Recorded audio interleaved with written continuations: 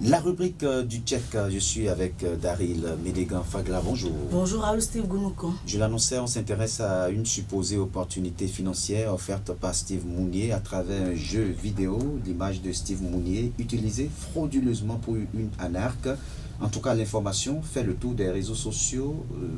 Que comprendre? Alors, de faux profils de personnalités naissent régulièrement sur les réseaux sociaux, Facebook, Instagram, avec derrière l'écran des escrocs qui tentent d'estorquer de l'argent à leurs victimes.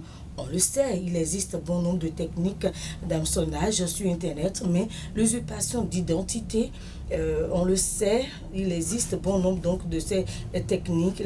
L'usurpation d'identité et de personnalité semble être récurrente dans les tentatives d'arnaque d'internautes.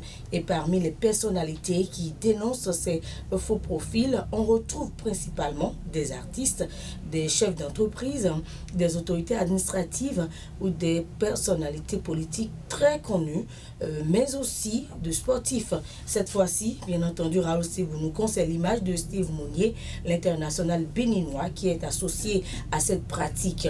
Et des individus mal intentionnés utilisent l'image du joueur de football, Steve Mounier, pour promouvoir un faux jeu de hasard.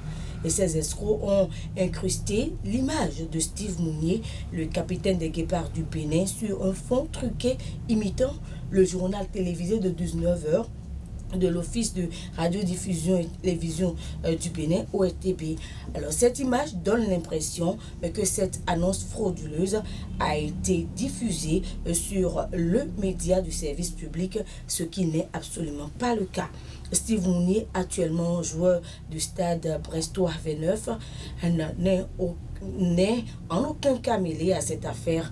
Il n'a jamais lancé ni soutenu une telle application ou initiative. Voilà. Et c'est pratiquement le même mode opératoire que ces escrocs utilisent partout. Oui, cela est devenu une habitude et plusieurs comptes sont créés à l'insu même des titulaires.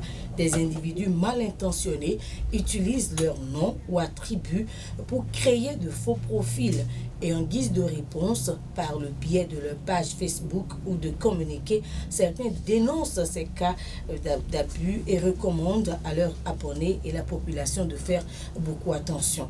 Le dossier a déjà été confié aux services compétents pour identifier et appréhender les responsables de cette manœuvre frauduleuse. Et les coupables seront sanctionnés conformément à la loi pour cette tentative d'arnaque qui vise à duper le citoyen lambda.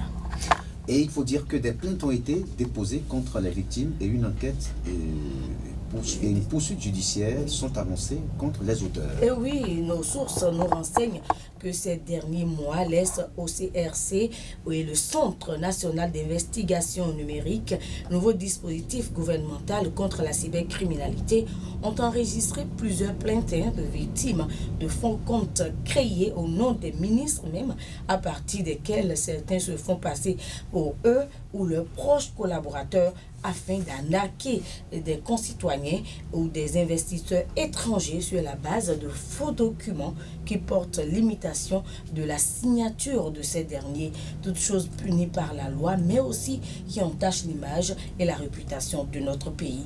Et des sources proches des enquêtes en cours nous informent qu'elles ont permis de démanteler même un vaste réseau de personnes de profils divers.